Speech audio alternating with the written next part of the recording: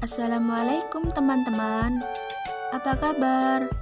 Semoga kita selalu dalam keadaan sehat walafiat. Amin.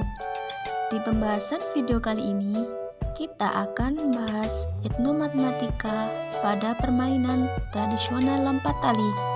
Yuk kita simak penjelasannya teman-teman. Etnomatematika pada permainan lompat tali. Mata kuliah Permainan Matematika.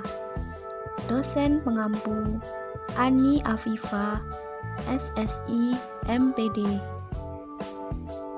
Untuk nama anggota kelompok kami, yakni dari kelompok 5. Yang pertama, saya sendiri, Rojia Mawafiro, dan yang kedua, Syahri Waluyo Hadi, dan yang ketiga, Yuda Variana. Judul dari artikel yang kami ambil ialah Etnomatematika pada permainan tradisional lompat tali. Adapun nama penulis dari artikel yang kami ambil ialah yang pertama yaitu Rivina Wildati Fadila dari PGSD Fakultas Ilmu Pendidikan Universitas Negeri Surabaya. Yang kedua yaitu ada Neni Mariana dari PGSD Fakultas Ilmu Pendidikan Universitas Negeri Surabaya. Latar belakang dari artikel yang kami ambil yaitu sebagai berikut. Masyarakat menganggap bahwa ilmu matematika tidak langsung berhubungan dengan aktivitas sehari-hari. Padahal pada dasarnya matematika adalah produk budaya yang merupakan hasil dari abstraksi pemikiran manusia. Salah satu permainan tradisional yang sering dimainkan yaitu permainan lompat tali. Permainan ini merupakan permainan yang cukup mudah. Media yang dibutuhkan yaitu berupa karet gelang yang dirangkai atau dikantet sehingga membentuk tali panjang. Namun seiring berkembangnya zaman, permainan tradisional mulai jarang dimainkan. Keberadaan permainan tradisional merupakan warisan budaya yang hampir terlupakan oleh generasi muda. Anak-anak zaman sekarang lebih menyukai permainan yang modern yang berbau teknologi. Peneliti menemukan bahwa di dalam permainan tradisional lompat tali melibatkan ilmu matematika, salah satunya yaitu perhitungan jarak. Adapun tujuan penelitiannya yaitu untuk mengeksplorasi konsep matematika yang terdapat pada permainan tradisional lompat tali. Selanjutnya yaitu metode penelitian. Penelitian ini merupakan penelitian kualitatif dengan desain penelitian transformatif. Maziro menjelaskan bahwa kunci dari ide transformatif adalah refleksi kritis dari praduga yang menekankan sistem nilai dan keyakinan.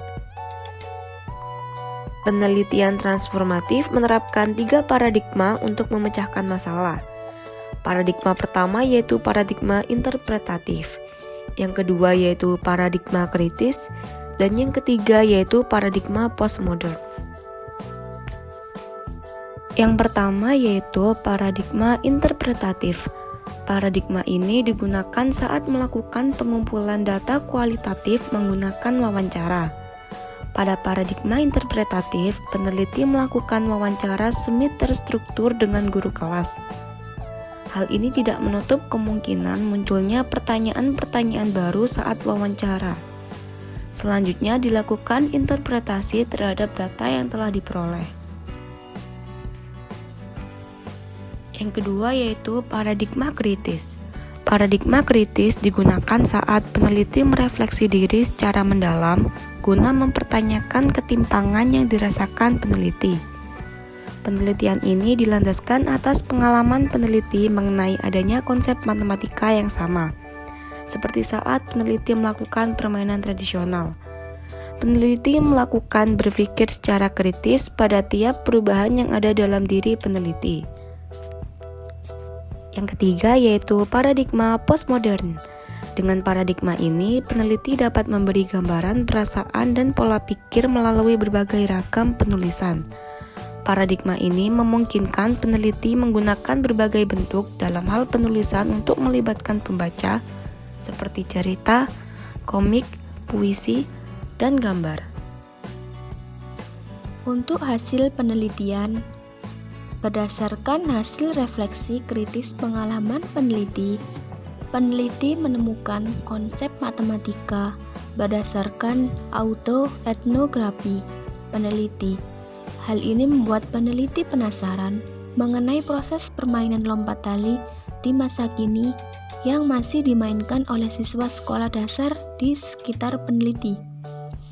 Etnomatematika yang terdapat dalam proses permainan lompat tali muncul dari bentuk media permainan, proses siswa merangkai media bermain, cara bermain, aturan permainan, tahap-tahapan permainan, hingga ucapan yang terlontar dari mulut siswa. Aktivitas etnomatematika di awal sudah terlihat dari bentuk media yang berbentuk lingkaran pada gambar 1. Gambar 1 yang merupakan karet gelang.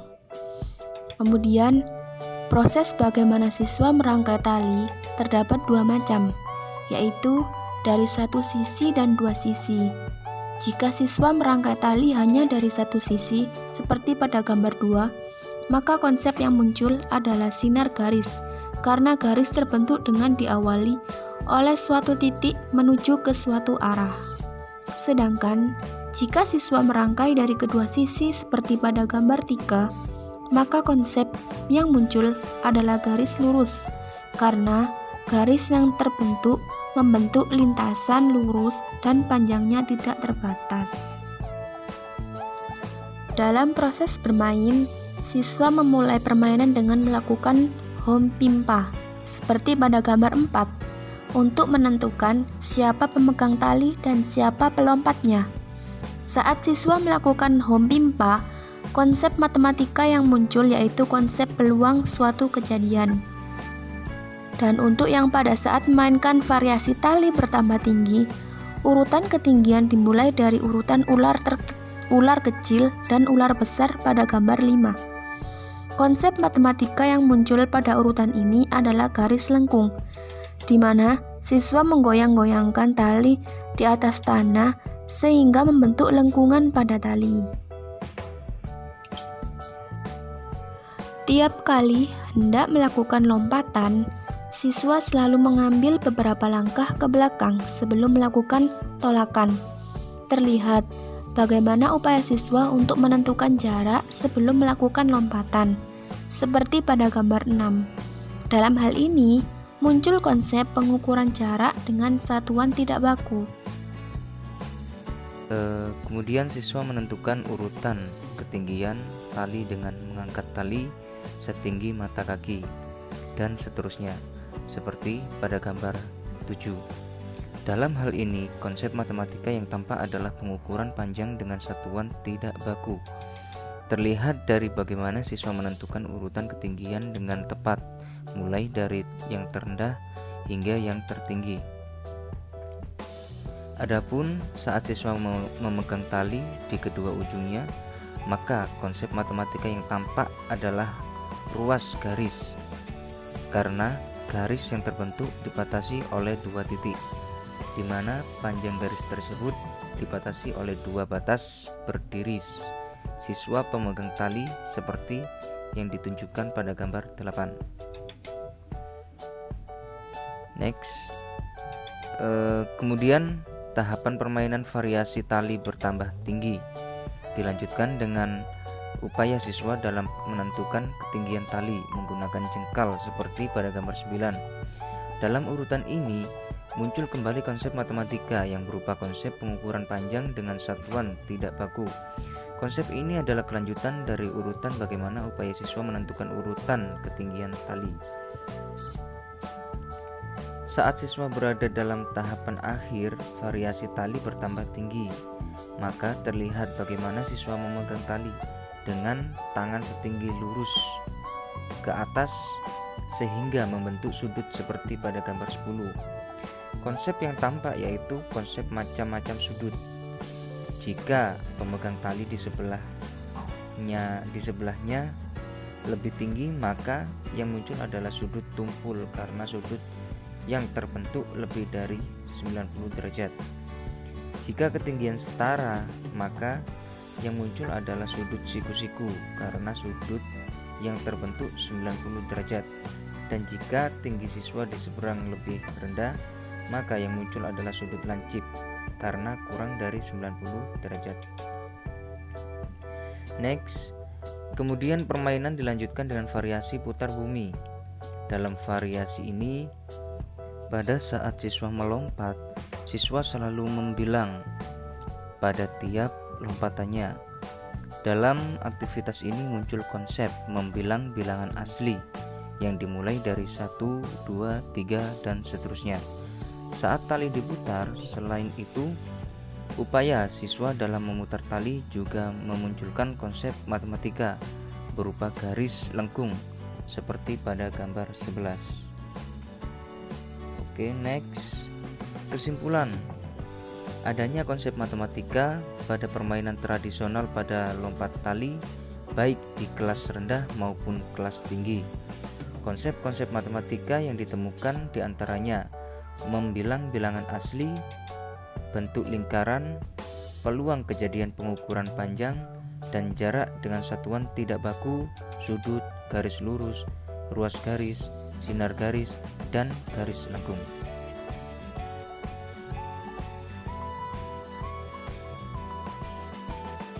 Sekian video dari kelompok kami.